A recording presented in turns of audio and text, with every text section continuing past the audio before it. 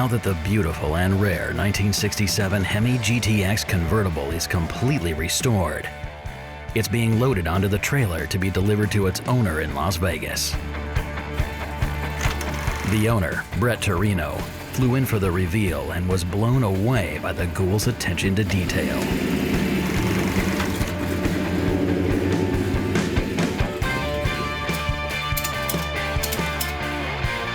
But just when the Ghouls thought they might be finished, there's another car ready to be delivered.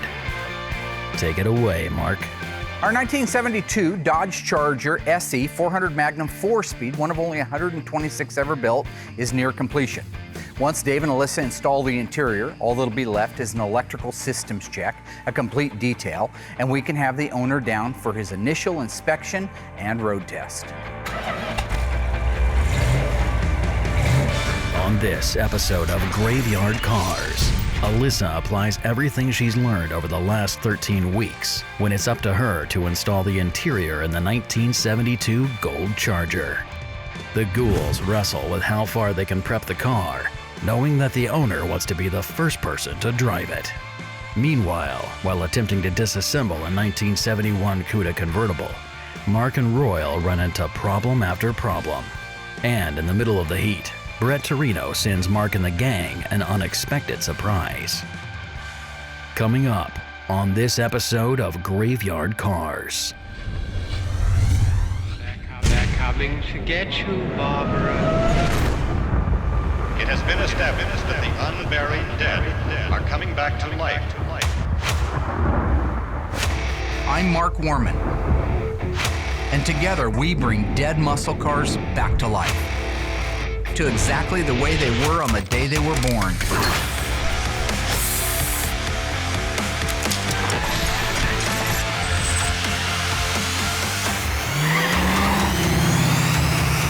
This station will remain on the air day and night.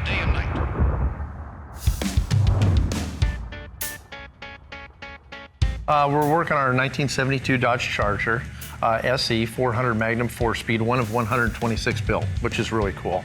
We got our dash in from Instrument Specialties, and it's amazing. So that's basically what we're going to install today. I have not worked on dashes before. This is my first time, so I'm pretty excited. I think this is the last piece of the interior that I need to learn. Done. Is this pretty standard for a dash, or? Yeah, it's a pretty standard dash for 72 Dodge Charger SE. Pretty one too. I like all the chrome. Oh yeah, it's pretty awesome. All right, and I'm going to walk through. So as far as the door opens? Yeah, that's it. Wow. These doors are huge. You just keep walking in. Sure. Okay, how you doing? Okay? Doing good. Now I want to kind of tip this towards you. Okay. You can go ahead and get in there. I'm going to try to hook these up. This is the complicated part. I got to get this cable on there. Do all dashes install the same? Yeah, basically all these Mopars install the same. For the most part, it's all just like it's showing there. What Sorry are you about that. I know hooking you're up right probably now? getting tired. I'm hooking up the cables for the defroster. So let me move this down. So right now I'm just kind of getting all the... Oh, take your time. Just came in this morning, went to head to the booth to get some parts and pieces painted, and there's a motor sitting in there. Looks like it's ready to be sprayed. I like Mark to really sign off on these motors, so I need to get him out here just to look this motor over and make sure it's actually ready to paint.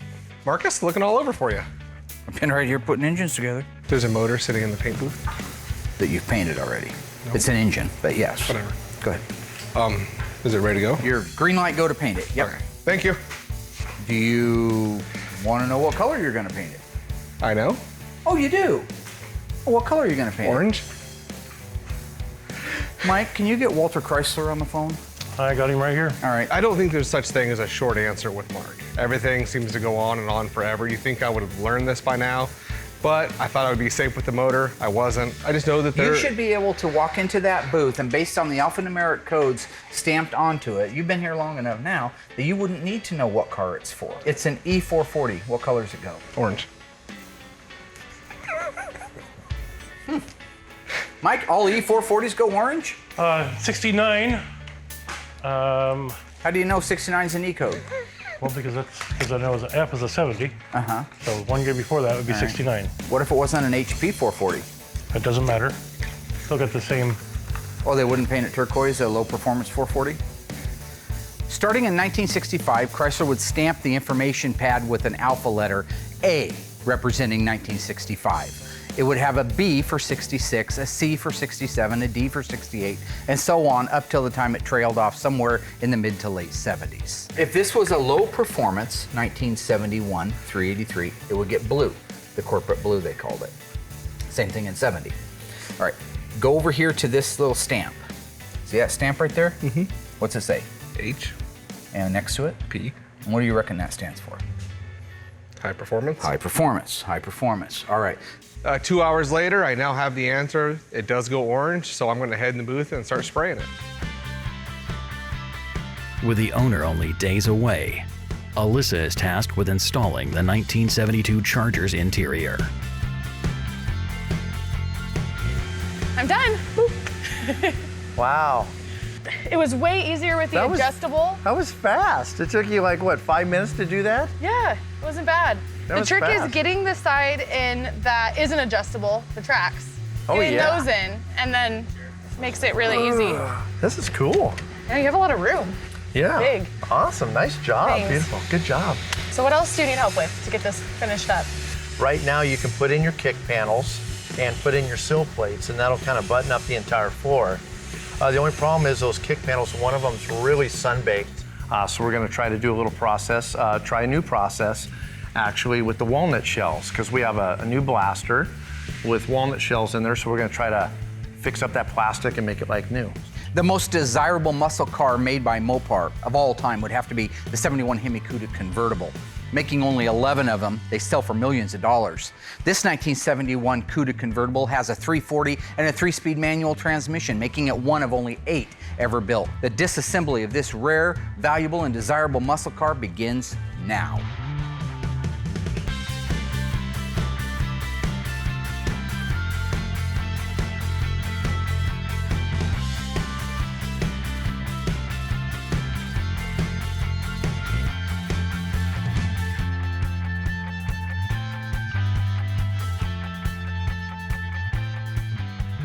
We got the windshield and the reveal moldings off, but what a The problem is people back in the day especially, car leaks, it can't be anything but the windshield. It can't be the cowl pivots, it can't be the dash, it can't be the cowl itself, it can't be the fact they left the top down in the rain. It's gotta be that windshield. So they just start doping it up with more and more sealer. So you have inches and mountains of sealer. Then they glue the reveal moldings in because they busted half the clips taking them out, and they go, well, the man that owns this doesn't need to know about that. Why don't we just put a little urethane in there and pat it back down? And it isn't until 40 years later when the fat man, the bald guy, and my best friend Mike start taking this car apart that we realize it's been glued together.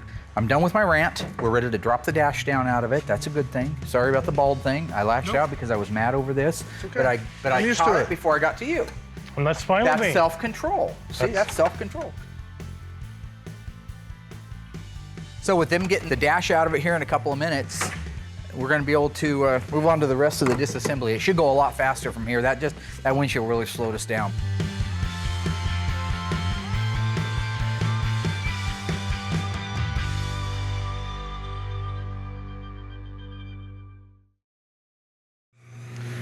All right, so we got our motor here for the General Lee. It is all going completely Hemi orange. So it's all ready to go. That was good information that Mark gave us with the little numbers that are up there. All in all, that's still a couple hours worth of talking to him before I got the actual color for this. But I got it, motor's in here, everything's good to go. So I can go ahead and get the DP90 on this and then start hitting it with the single stage.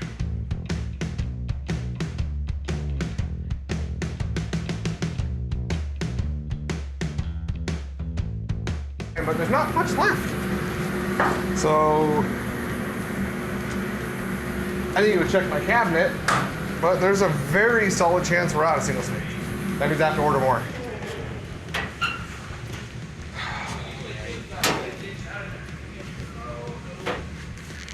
Well, poop.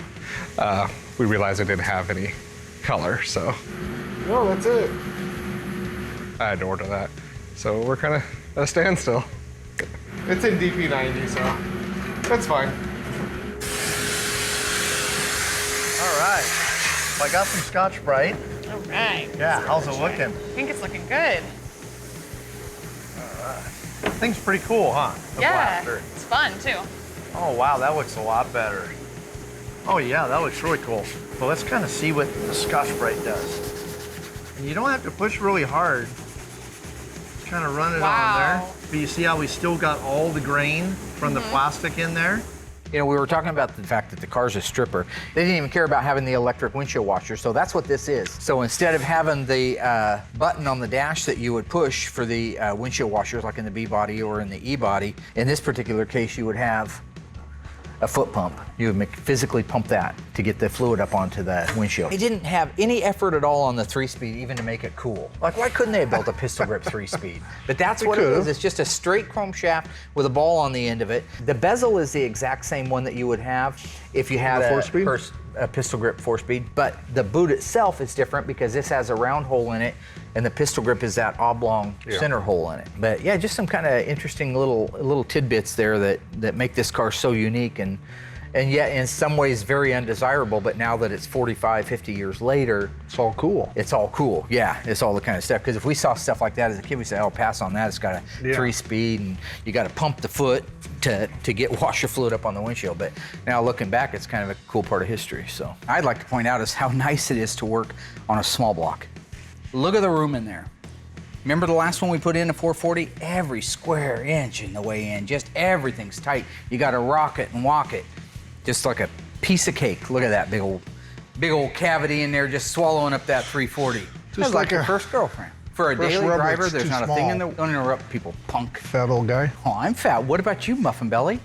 Look at you. Hey, along with age comes wisdom. You got better breasts than my wife, man. Back off. I've seen that look before. Back off.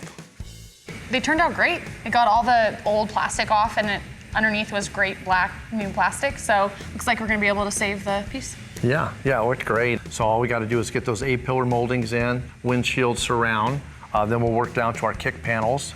The kick panel went in really well. The seal plate, I had a little bit of trouble with lining up the holes and getting the carpet underneath it. And I think at one point I thought I had gotten 4 screws in, and then I lifted it up and the whole thing came undone. What the?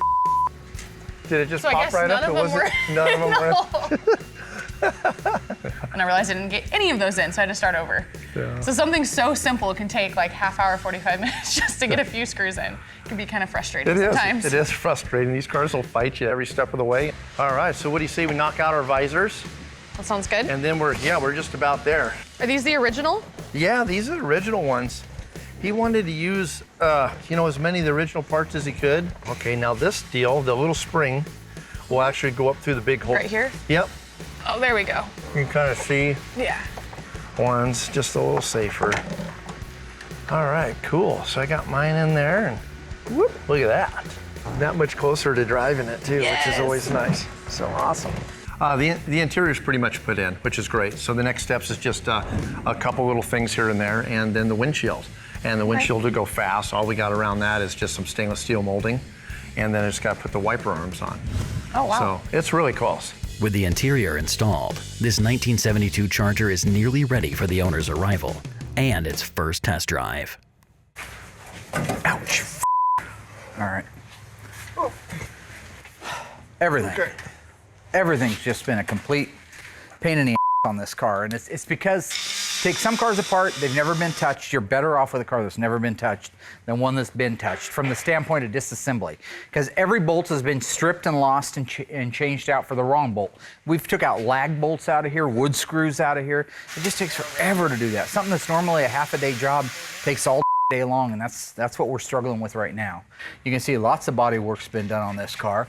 I'll do you a little magic right here. You guys ready for some magic? We're gonna debondo this thing. That's where somebody just fills it up with Bondo and fiberglass and says, wow, look at that, isn't that pretty? This, folks, is what they Bondoed over. That's how you can tell somebody's been there. I'd rather walk up to a car and just see the hole and know I'm buying a car with a hole in it than something like that.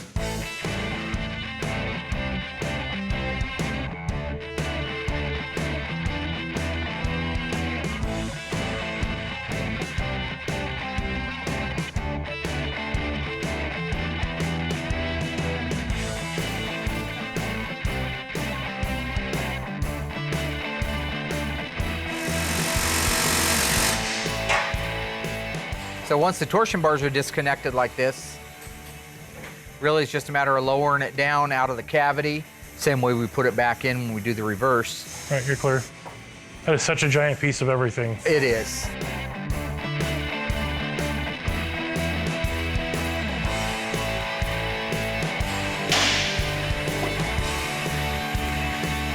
So really all we've got left, we got to take a couple of the rear moldings off around the convertible top and take the taillights out of it, and then it's ready to go over and get dipped. So we'll be anxious to see what it looks like when it gets back, but it's pretty close to ready.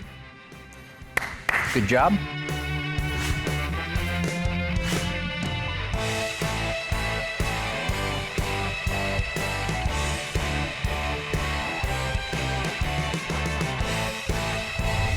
Now that the 1971 Cuda convertible has been dissected, Mark gathers all hands on deck to help him unload the trailer. After Mike delivered the Hemi GTX, Brett Torino donated a trailer full of rare and valuable parts to Mark and the Ghouls. I want to count and inventory every component. I want to put a mental note as to what it is, where it is, what condition it's in. Once that's done, they're gonna load everything up into the pod up there. That's what they're building shelves for now. That way it can be under lock and key and away from everybody. The only time a part will come out of there is with my authorization and my key to the lock.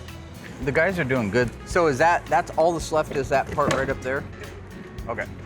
So are you gonna go through these yourself? I'm gonna go through every one of these myself, get my head on it, decide what it's worth, if it's worth something. There's a ton of parts here. I'm here to make sure that they get inventoried the right way, to make sure everything's accounted for, and that they get put in the storage units the right way.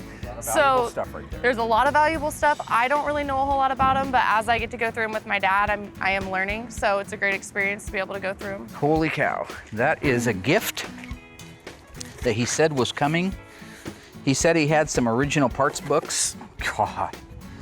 See, that's the difference between his books and my books. See, Yeah, they look original. well, no, thank you for playing. Well, I mean, they just look old. Like, Well, mine look old too, but can I finish my sentence? You're a sentence finisher, aren't you? You're a sentence I finisher. guess. Yeah. These are in almost mint condition. Mine have been rolled over and sit at the bottom of a manure pile for 20 years. This is a nice original. I don't know what year until I open it, but I'm gonna guess 66, 67. 66, yeah.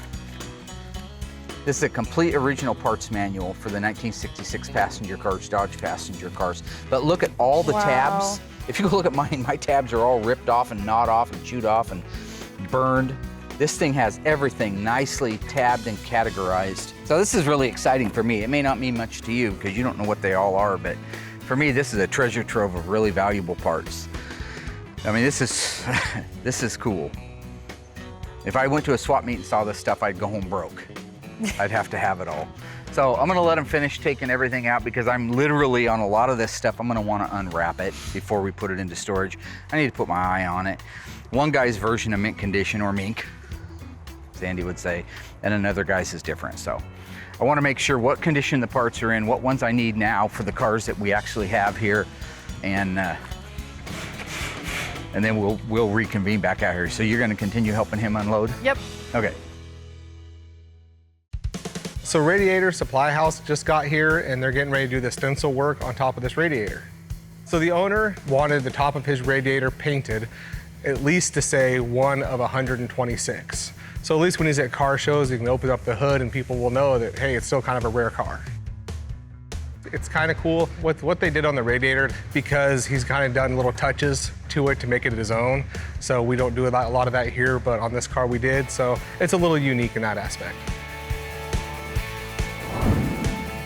Meanwhile, outside the shop, Mark and Alyssa continue to toil over the inventory for Torino's donation. We've been out here now for 7 hours. 7 hours checking in parts, and we're getting it whittled down. The main stuff, we've got glass left and some of the bigger sheet metal and some wheels, but all the little stuff, the stuff that takes so long to label and print and mark, which is what I'm doing, so we have a quality inventory of everything. That's what takes so long. I've gone through, I think, 100 and some tags already. So what she does is she checks it. What's it say it is? Tag 183 is for a complete NOS grill for a 1970 Barracuda. Okay, mark it off, but note that the left-hand front park lamp is missing. Missing one park lamp. And what number is it, 183? 183. So I've got it over here. This one's all one unit. This is all part of an NOS 1970 Cuda grill. This stuff's gold. At this point, I feel like I have been at an auction all day where I've just been hearing numbers being yelled at me, and my job is to basically check them. So they're not in order though. So I have about 8 pages of numbers that aren't in any order that every time I hear one, I just have to go through it and find it. So anyways, I'm ready for this to be done. I feel like we're never gonna be finished. I look back and I just feel like there has been little progress made yet. We've been sitting here for hours, so. We've unloaded so much stuff, a lot of NOS stuff, good quality used stuff that definitely is gonna help a lot of cars get back on the road again. The good news is we're really winding down quickly here. We're gonna try to wrap this up yet today. If we don't, we'll have to knock it out first thing in the morning, but we're getting really, really close. Before the 1972 Charger's first test drive, Royal makes preparations to do the alignment. What's the first step in this process, Royal? I mean, I know. Hang these sensors on. And Okay. when we do, since those are aftermarket billet wheels, we can clamp, I think we can clamp to the outside. Okay. We can turn these over and clamp to the outside. Either we don't have to worry about scratching them, right? Yeah. All right. Now, what's the trick with doing these older Mopars as opposed to the new cars? The older cars have a caster adjustment, a camber adjustment, and a toe-in adjustment. Where your newer cars, a lot of them only have a toe adjustment. Some of them only have a camber and toe adjustment. Oh, wow. So, Royal, after we get these sensors mounted on the wheels, what's the next step of the process? We'll look up the specs, and then the computer will have us do a caster sweep. Oh, gotcha. So that's just kind of checking where the car's at. It's Yes. kind of giving it a starting point. Yes. The alignment came out fine. Really, the test will be when the customer drives it. He doesn't want us to take it out of the lot till he gets here, so we're gonna have to wait for the real test. I'll be able to drive around the lot and get kind of a feel for it. Make sure the steering wheel's straight at least. The 72 Charger's alignment is complete, and coincidentally, Mark and Alyssa are finally ready to wrap up the inventory on Torino's donation. It's a huge relief to finally have this done and have the parts up there.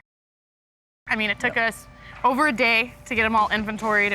When you're inventorying in that many parts, that many pieces, some of them very small, most of them, or a majority of them, new, old stock, super valuable, it just takes time. And that's what we experienced, you know, putting everything away is you gotta check it, see what they called it, make sure it's what they called it, make sure it's a new old stock and not just a used one. There were quite a few mistakes like that. Make sure the part's there or it's not there, it's damaged or it's not damaged. There's just a lot goes into it. And like I say, when you have a trailer that came back full of parts, it's a big job. We powered through it, we got it done. The guys are just getting ready to upload a couple of pieces, and that's gonna be it for the end of that. These are ready to be lifted up and go in, okay? And you've counted for all those, the 603 and the 605s. Yeah. This stuff here, I just want to put aside for right now. It can be lifted up and put in the bin and just kept in a corner. This is the no value stuff, but in case Brett wants some of it back for something. I've got my stuff over there. That's going to go up into the assembly room because we actually have parts in there right now that we're needing for cars that we're working on, like the Phantom Cuda needs the bi-Plymouth, which is impossible to find. And then I'll padlock that door, come down, and nobody gets in there except me with the key. Are you actually gonna go up on the ladder and padlock it? Yeah. Oh yeah, that's gonna be the best part, to see my dad actually crawl up the ladder and lock the door. You don't like heights, you don't like water, you really don't like anything. But heights is definitely one of the top Okay. I like the ground. 3 things. I like the ground. I'm not a fan of water. I'm not a fan of flying. I've never done it. I'm not a fan of heights. But at the same time, I do what I have to do. That's what I do, right? Oh, God. Yeah, I'm scared for you. How you doing?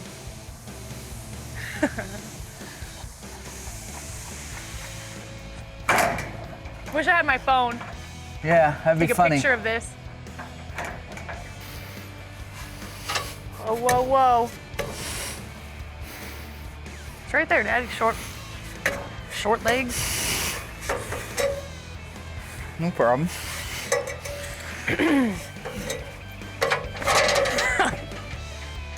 Is there a problem? You did great. Good job. With a massive parts donation inventoried and the 72 Charger aligned, the car is ready for a systems check. The guys finished doing alignment. I saw you and Roy were working on that. Yep. We're gonna do a basic systems check. The owner of the car, Murray, does not want me to drive the car without him for the first time. He wants to be in the driver's seat for its maiden voyage. I understand that, so we're not going out on the road. We're just going to kind of buzz it around the parking lot. Yep. Make sure the brakes, the steering, if something's going to happen galactic, it's always great if they happen in the parking lot versus out on the road somewhere. Exactly. Inside check. Yeah. Fire it up. Yep, there you go. Horn blows. Yep. Shifter feels good. It doesn't feel bad. That's a Brewer's rebuild there. Yeah. Reverse is nice. First. Power steering feels good. Yeah, it feels pretty good. Just watch your brake. Yeah. See what I mean? So far, everything's going real well on our 72 Charger. Seems to be driving around well. Steering feels good. For the most part, all the systems are working too. The only thing I'm noticing is that when I go to apply the brakes, that they are harder to push than the typical power brake booster setups that I've driven on the Mopars. Now, that ranges too a little bit, just so you know. The Bendix style 70 in back actually has more assist, it feels like, than the 71 on up Midland Ross. It just seems like the brakes just don't have that power assist like they should. They're working properly, but you just gotta apply too much foot pressure. So we're thinking it might be a brake booster, so. Power brake booster is a big vacuum can. Until you hit the brake to energize it, it doesn't use that vacuum. But then when it's ready for it, it gives you that assist. Right now, we're not getting that assist. It feels like you're driving the car, not with manual brakes, which aren't too hard to push, but power brakes that aren't working. That's what it acts like. We're gonna just take this. This is a vacuum gauge. This is gonna show us our inches of vacuum as this goes up. So this has fuel pressure on one side and it has vacuum on the other. I will hook this to this port, just a little adapter setup. And if you want to hold that right there, I'll get it started and I'll be back. I'm going to start the vehicle. Do not defecate yourself. It's a vehicle starting. Nobody wants to see a defecation. I wanted to do something so bad. Defecation, devotion, turning on the night light anyway, and after all the violence and double talk. That's a song. I don't think it's defecation though. Should be. You hear that bumpity bump back there? That boom, boom, boom, boom, boom. That's a big cam. Yeah, there you go. This gauge is supposed to be all the way down here in the green, all right? The only way to probably get it there is to open the throttle.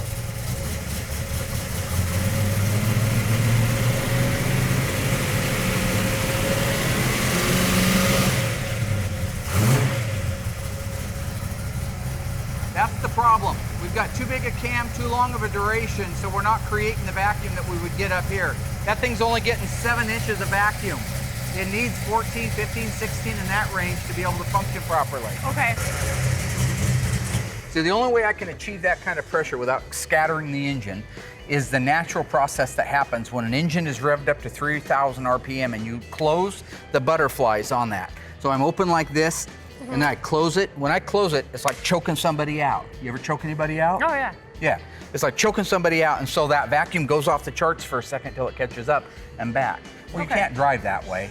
You're meant to drive the car like a normal person would drive the car. So when he's in an idle, he doesn't even have enough to even make these work hardly. So he's basically driving without power brakes. He's driving with a semi-power, about 50% is what I think.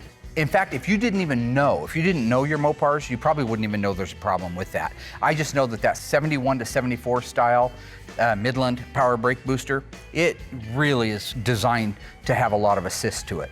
So I think what we need to do is call him and say, what do you want me to do? You want to be a little Nancy and tap out and take that nice schnarler cam out of there?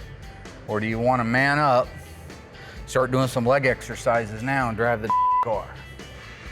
Is that actually how you're gonna ask him? No, I'll probably just tell him how it's gonna be, to be honest with you. He seems a little ornery. I don't know if well, he'd like that you know, very I think much. he thinks he's a tough guy, but you know, up in Canada, they think they are till they scrap with a Springfielder. You think this is a game? You think that's a game? Old man arm. That ain't old. Look, I still got a little something. I don't have no gobbler going down here. Got some weird Your extra. skin's wrinkly. Oh my God. Yep, that's Are it we for done? her. She'll be off to a psychiatrist now. We're done. So it's so much fun. Now that the paint has arrived, Will is able to spray the iconic General Lee's high-performance engine. The engines used in the General Lee varied from show to show. 318s, 383s, and 440s were all used depending on the requirements of the scene. With the exception of the Dukes of Hazzard motion picture, a 426 Hemi was never used. However, once in the TV series, a 511 Hemi was employed, which is a package mod added to the 426. Motor's all painted, looks great. With the engine finished, Will rejoins the Ghouls to do the final polish on the 72 Charger before its big reveal.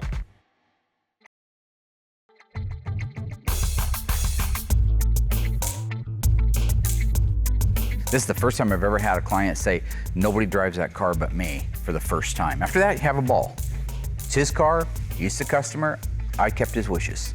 But, you know, anything can happen. A multitude of things can happen when you have that many moving parts on a car that's just been back together for the first time in many, many years. Dave always jumps on the inside, does all the interior. I jump on the outside, tires, wheel, glass. This car has a lot of stainless on it you have to get the fingerprints off of.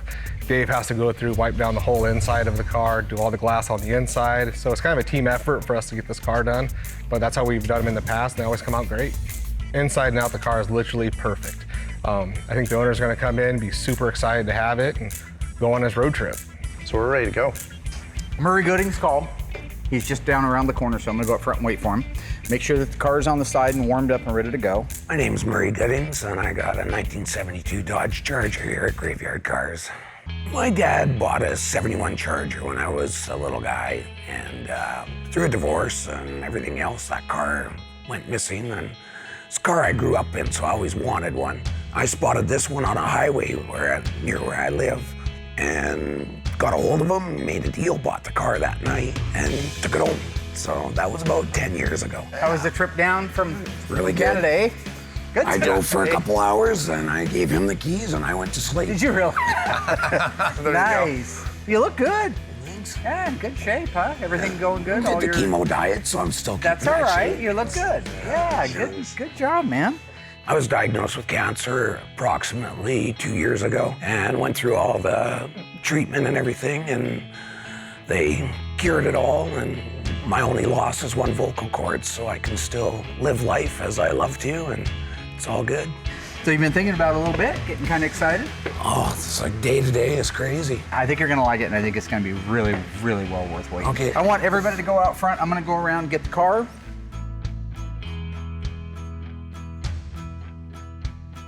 To see it actually on wheels and rolling and moving under its own power is going to be very, very exciting. All right, you excited to see your car? Oh yeah, let's do it.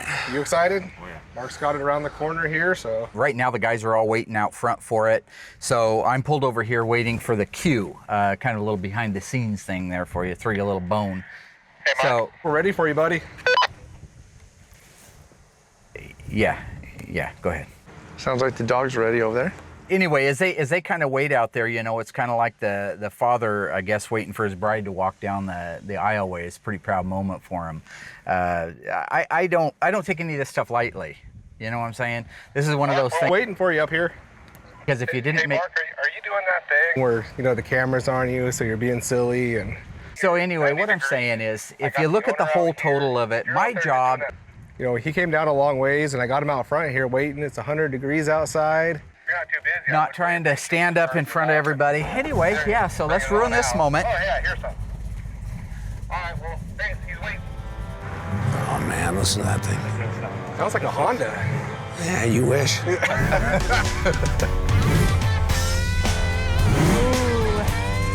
Boy, doesn't that sound How good. good that looks in the sun, too.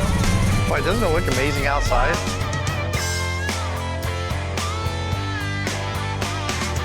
Any further, huh? That's amazing, buddy. That is friggin' awesome. You know, I think I've only seen it outside once. That's actually really pretty. That is a gorgeous color. That is a gorgeous I gotta color. say, buddy, that's awesome. When people are almost speechless, that's generally the best sign.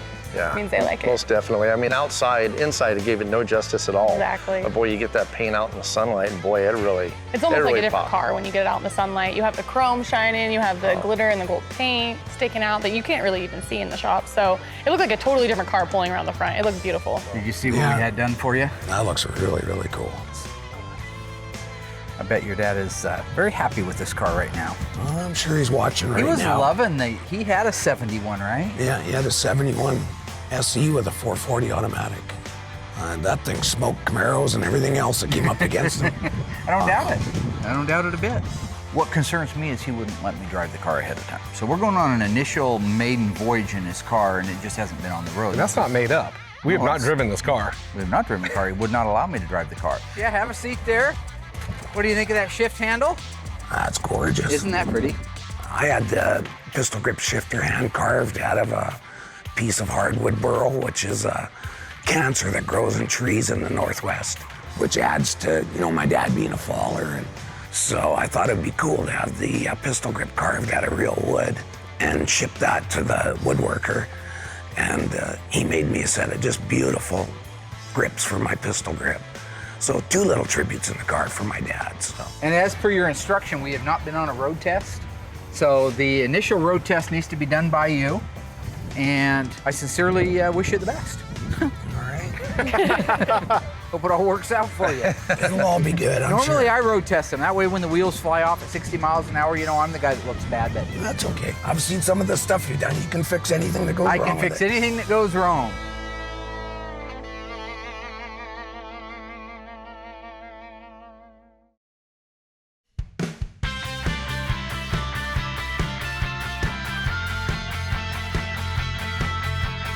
It was nerve-wracking, but it was awesome. Car drove smooth, straight. It was just super easy. You didn't have to fight it, nothing. It just straight line, change lanes, real nice. Really nice acceleration. A little bit on the timing, but that's okay. It wants to go. Keep going. Oh, I know it does. I know. Nothing to be funner than just to stomp the out of them. I know. You can just feel that there's a whole throttle ahead of you. Oh, yeah. Wait. It's definitely got a lot of pedal. Yeah. The 71 to 74 B bodies are a really nice driver. They may be the best driver of all the cars they built. I was saying, I think it's running a little bit rich. That might be loading those plugs just a little bit. So if they may have a jet for the time. Yeah, when my buddy looked at the video of it running, the exhaust coming out and that, he actually said it looked like it was running Look rich, yeah, I think it is too.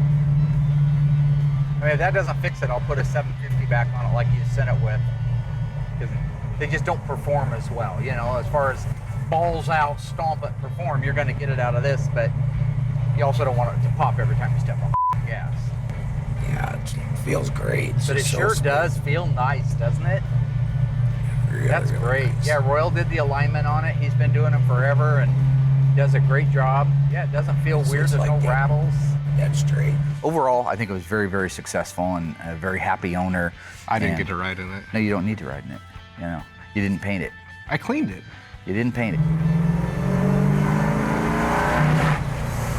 Yeah. Boy, it sure feels like it pulls like a Oh, yeah. It doesn't feel like no boat anchor. No. Okay. Oh, yeah, my dad would like this car. He's gone now, but he's looking down, and the dad on the hood looks great. It's just perfect size, perfect color. Enough that you can see it, and it'll raise some questions and some good stories about the car and the reason there is the car. He does like it. It's not a matter of if he would like it. He does like it. So we got the car outside this morning and all warmed up. That's why you hear the fan running in the background. It's cooling down the radiator. All systems are go. Murray's on his way over right now from the motel to take final delivery of the car and head up north with it. This is a neat car, Sounds good. It sounds It's really got a good. great sound. Got a hell of a nice cam in it. His buddy built the engine. We just kind of assembled it, put it together. But whoever built it really did a good job because it revs like a small block. Well, my friend, you have waited a long journey for this moment. Yeah, look at her. She's worth it. You're going to have a lot of fun on that car. Yeah, it's just been a long road. I just can't believe it's actually here the day I get to take her home and start using her and driving her and enjoying her. It's been a long, long time, but it's really worth it. Any tiny little things I found, I mentioned to them, they fixed it right up. There was never an issue with quality. It's all been done top notch, really, really well.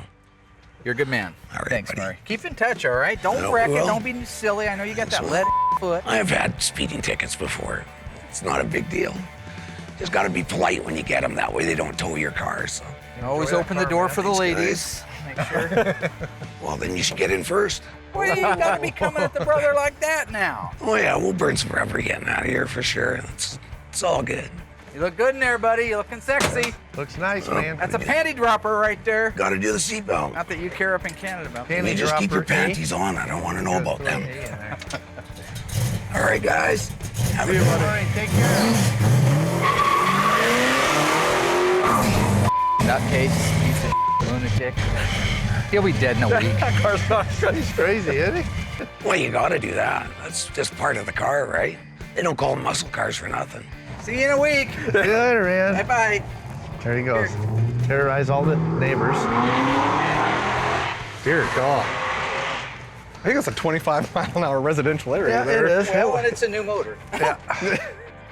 With the Charger out of sight, the ghouls have a moment to catch their breath. Over the last 13 weeks, a lot has been accomplished.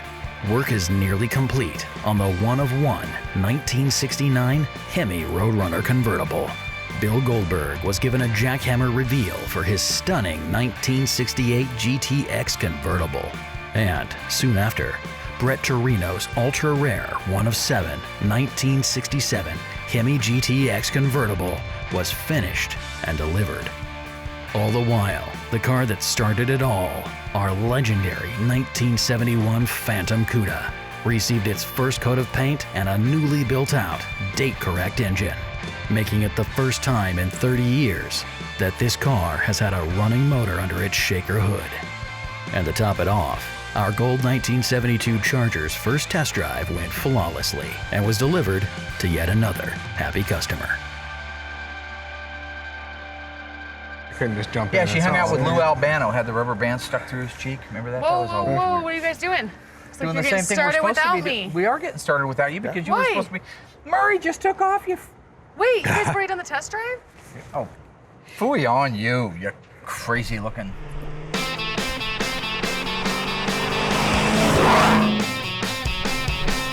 But don't worry, this isn't the end. In fact, we're just getting warmed up.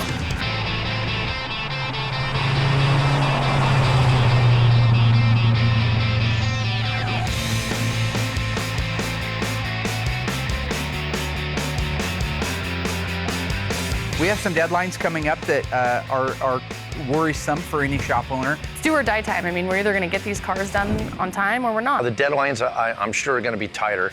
We got a whole graveyard full of cars. The body shop is really kind of our bottleneck right now at Graveyard Cars.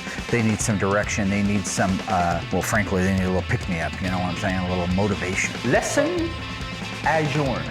I'll be dialing the body in the paint shop area. We'll be back with more Mopar madness and the rarest, most popular Mopar muscle cars to ever leave the factory, including an exclusive look at history in the making as we bring you Operation Firepower. Stay tuned. The next 13 episodes are just around the corner. The restoration will be televised only on Graveyard Cars.